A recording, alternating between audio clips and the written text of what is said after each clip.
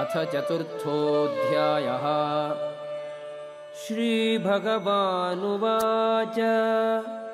इमं विवस्वते योगं प्रोक्तवान् अहमव्ययं विवस्वा मनवे प्राह मनुः इक्ष्वाकवे ब्रवीत्.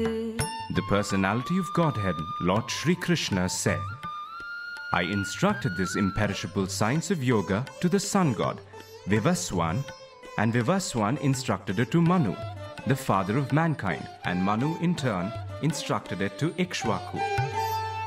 Evam parampara praptam imam rajarshayo viduhu sakale neha mahata yogo nashtaha param tapa. This supreme science was thus received through the chain of disciplic succession, and the saintly kings understood it in that way. But in course of time the succession was broken, and therefore the science as it is appears to be lost. Sayevayam maya tedya yogaha proktaha puratanaha bhaktosi me sakha cheti rahasyam ketaduttamam. That very ancient science of the relationship with the Supreme is today told by me to you, because you are my devotee as well as my friend, and can therefore understand the transcendental mystery of this science. Arjuna uvacha aparam bhavato janma param janma vivasvataha kathametad vijaniyam त्वमादौ प्रोक्तवानिति.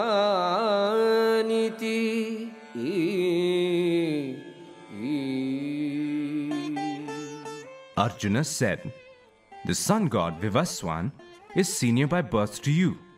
How am I to understand that in the beginning you instructed this science to him? Shri Bhagavanuvacha bahuni me vyatitani janmani tavajarjuna tanyagam veda sarvani natvam vetha parantapa. The personality of Godhead said, many, many births both you and I have passed. I can remember all of them, but you cannot, O subduer of the enemy.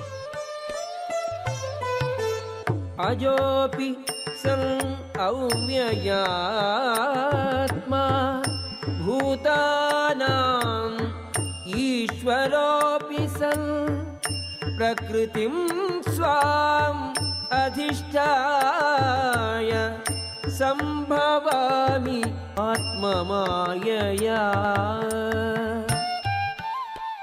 Although I am unborn and my transcendental body never deteriorates, although I am the Lord of all living entities, I still appear in every millennium in my original transcendental form. Yada yada hi dharmasya glanir bhavati bharata abhyuthanam adharmasya tadatmanam syaham. Whenever and wherever there is a decline in religious practice, O descendant of Bharata, and a predominant rise of irreligion, at that time I descend myself. Paritranaya sadhunam vinashaya cha dushkritam dharma samstha संस्थापनार्थाय संभवामि युगे युगे. To deliver the pious and to annihilate the miscreants, as well as to re-establish the principles of religion, I myself appear millennium after millennium. Janma karma cha me divyam evam yo veti tattvataha tyaktva deham punarjanma naiti mameti sorjuna. One who knows the transcendental nature of my appearance and activities does not, upon leaving the body, take his birth again in this material world, but attains my eternal abode, O Arjuna. Vitaraga bhaya krodhaga manmaya mam upashritaga bhagavo jnana tapasa bhuta madbhavam agataha. Being freed from attachment, fear and anger, being fully absorbed in me and taking refuge in me, many persons in the past became purified by knowledge of me, and thus they all attained transcendental love for me. Ye yatha mam prapadyante tam tathaiva bhajamyaham mama vartmanu vartante manushyaha partha sarvashaha. As all surrender unto me, I reward them accordingly. Everyone follows my path in all respects, O son of Pritha. Kanksham taha karmanam siddhim yajanta iha devataha Shipram hi manushe loke siddhir bhavati karmaja. Men in this world desire success in fruitive activities, and therefore they worship the demigods. Quickly, of course, men get results from fruitive work in this world.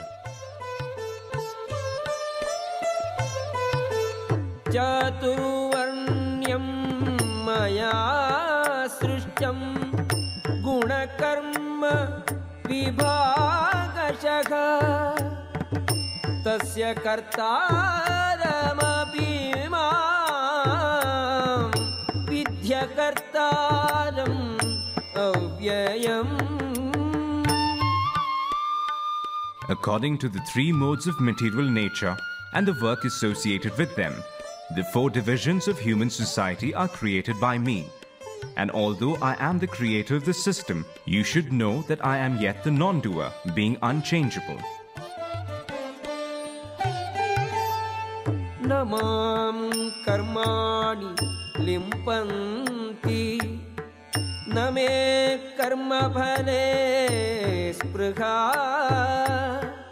iti mam yobhijanati karma bhihi nasabadhyate. There is work that affects me, nor do I aspire for the fruits of action. One who understands this truth about me also does not become entangled in the fruitive reactions of work. Evam jnatva kritam karma purvairapi mumshubhihi kuru karmaiva tasmat tvam purvaihi purvataram kritam. All the liberated souls in ancient times acted with this understanding of my transcendental nature. Therefore, you should perform your duty, following in their footsteps. Kim karma किमकर्मेति कवयोऽप्यत्र मोहिताः तत्ते कर्म प्रवक्ष्यामि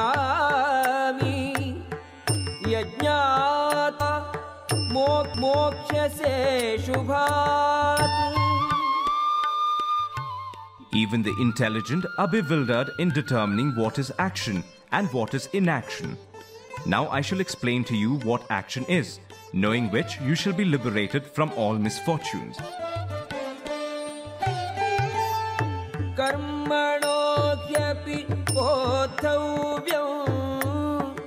बोद्धव्यं च विकर्मणः अकर्मणश्च बोद्धव्यं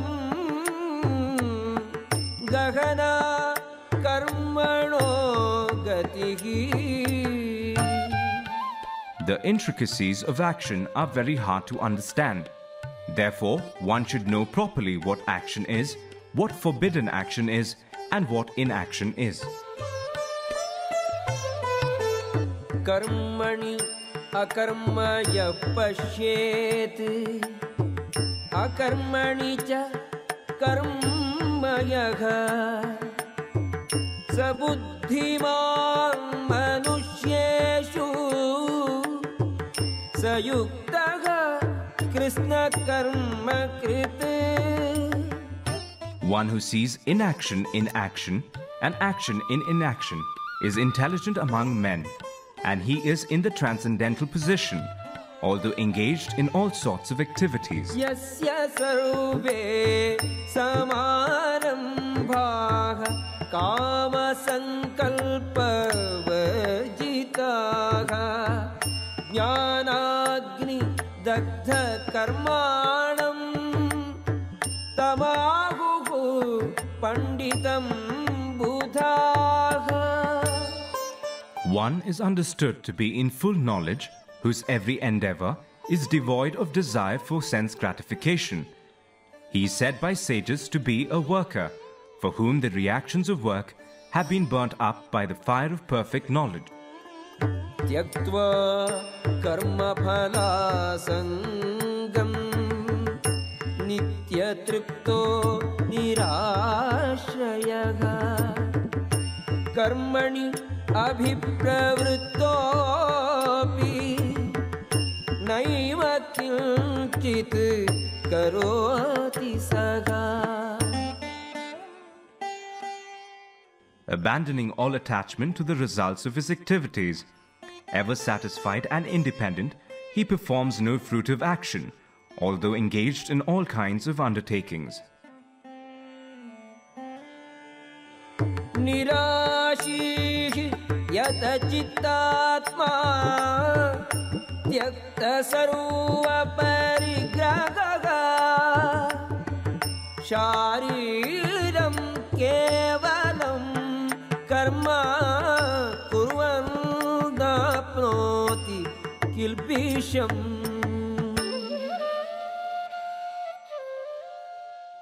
Such a man of understanding acts with mind and intelligence perfectly controlled, gives up all sense of proprietorship over his possessions, and acts only for the bare necessities of life.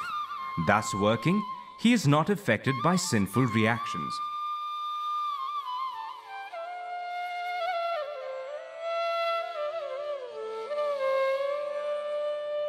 यदृच्छालाभसन्तुष्टो द्वन्द्वातीतो विमत्सरः समः सिद्धौ असिद्धौ च कृत्वापि न निबध्यते.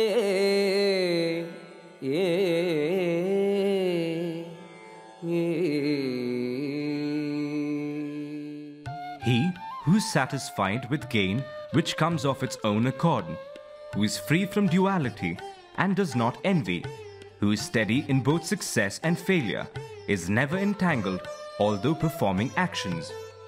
गतसङ्गस्य मुक्तस्य ज्ञानावस्थितचेतसः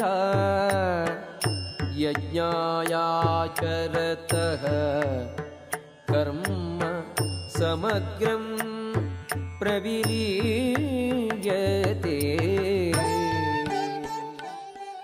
The work of a man who is unattached to the modes of material nature and who is fully situated in transcendental knowledge merges entirely into transcendence.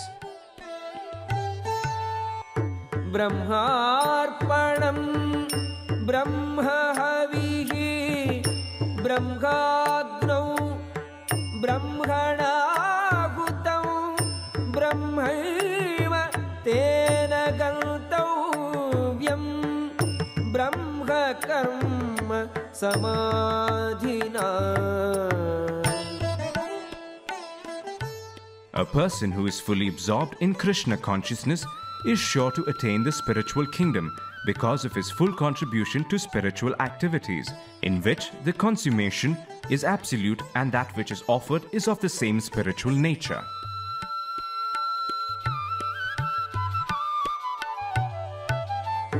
दैवमेवा परे यज्ञं योगिनः पर्युपासते ब्रह्माग्नौ अपरे यज्ञं यज्ञेनैवोपजुह्वति.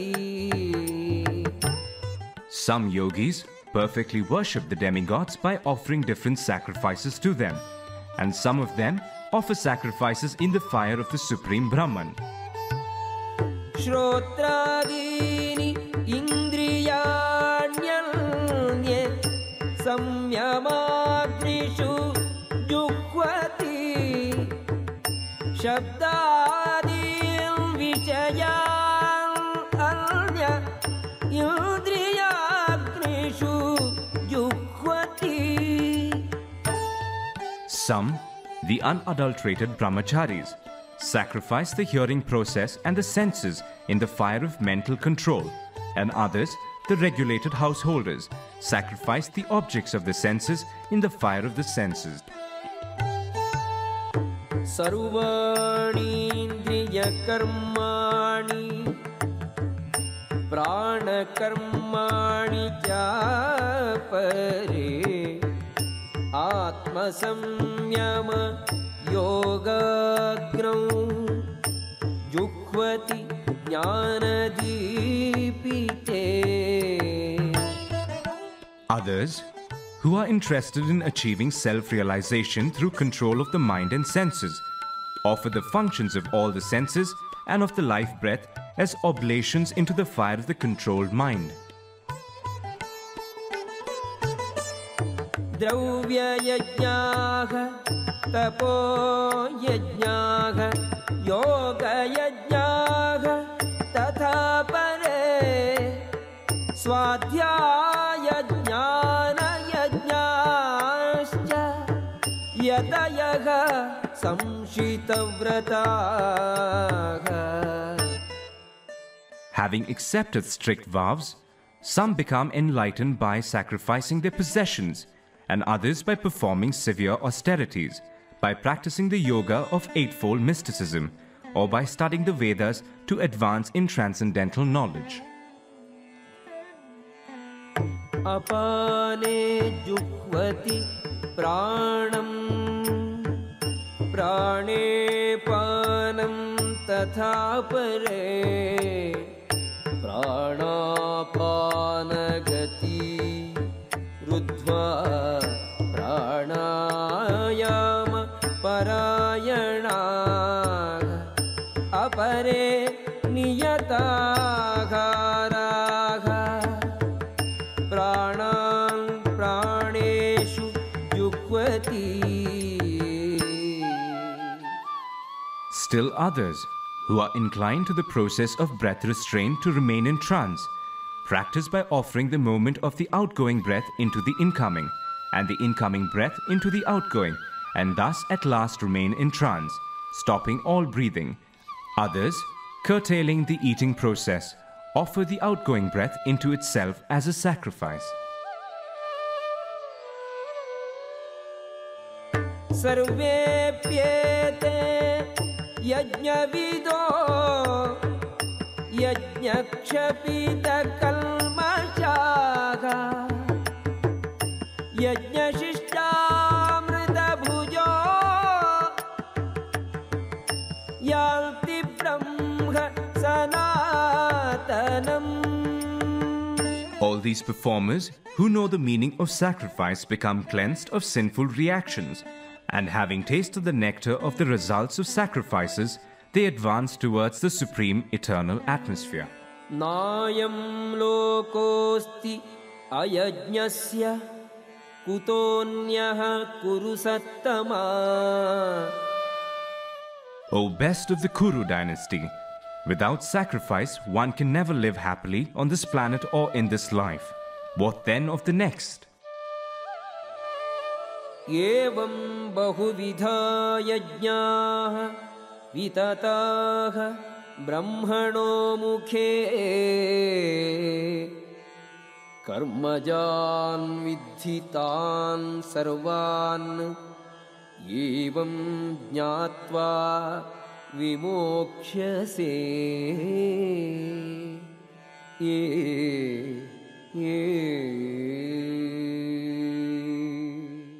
All these different types of sacrifices are approved by the Vedas, and all of them are born of different types of work.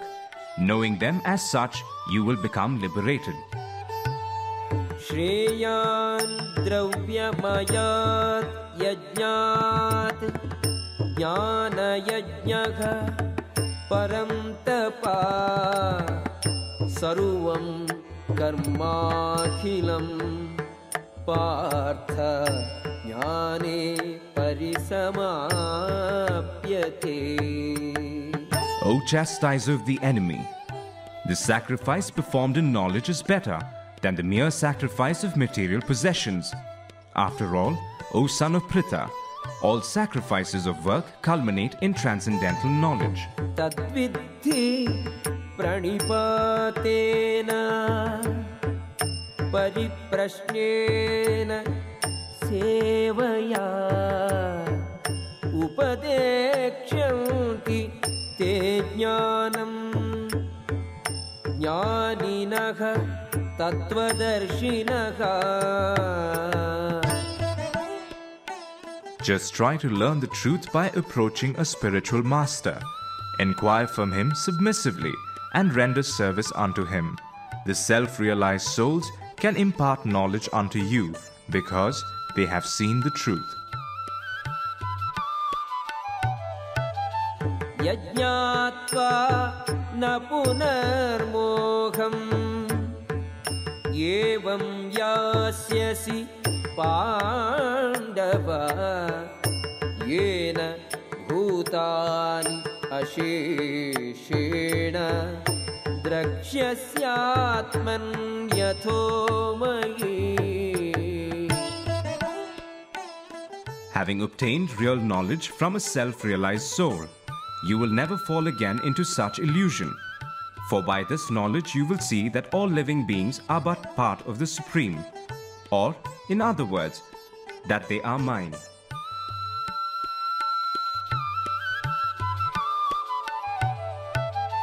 अपि चेदसि पापेभ्यः सर्वेभ्यः पापकृत्तमः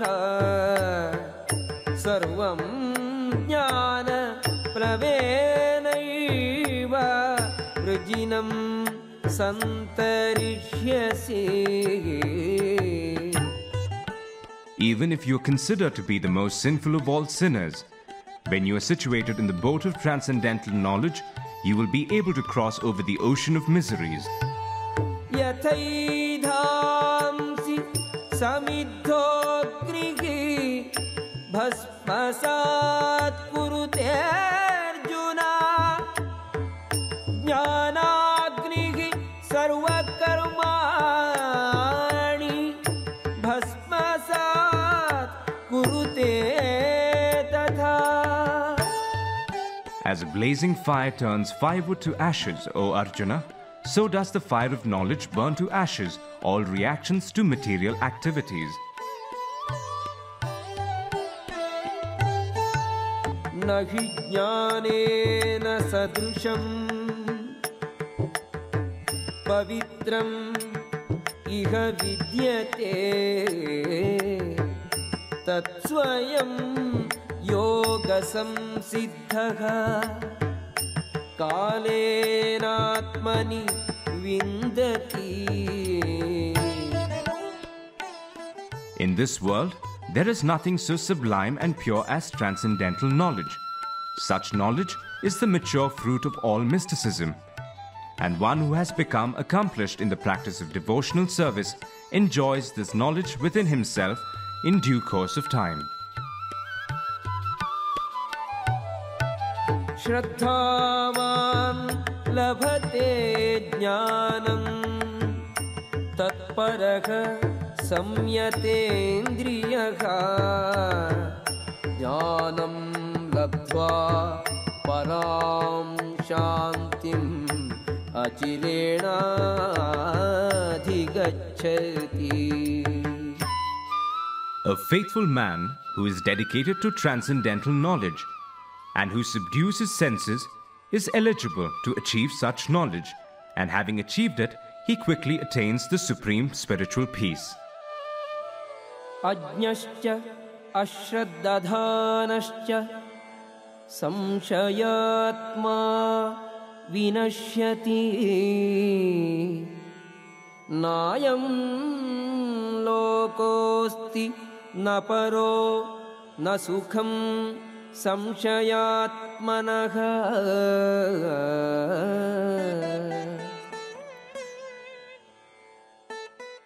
But ignorant and faithless persons who doubt the revealed scriptures do not attain God consciousness. They fall down. For the doubting soul there is happiness neither in this world nor in the next. Yoga sanyasta karmanam jnana samchinna samshayam atmavantam na karmani nibadhanti dhananjaya. One who acts in devotional service, renouncing the fruits of his actions, and whose doubts have been destroyed by transcendental knowledge, is situated factually in the self. Thus, he is not bound by the reactions of work, O conqueror of riches. Tasmad jnana sambhutam hristham jnanasinatmanaha chitvainam samshayam yogam atishthotishhtha bharata. Therefore, the doubts which have arisen in your heart out of ignorance should be slashed by the weapon of knowledge. Armed with yoga, O Bharata, stand and fight. Om Tat Saditi Srimad Bhagavad Gita Su Upanishadsu Brahma Vidyayam Yoga Shastre Shri Krishna Arjuna Samvade Jnana Karma Sannyasa Yogo Nama Chaturthodhyayaha.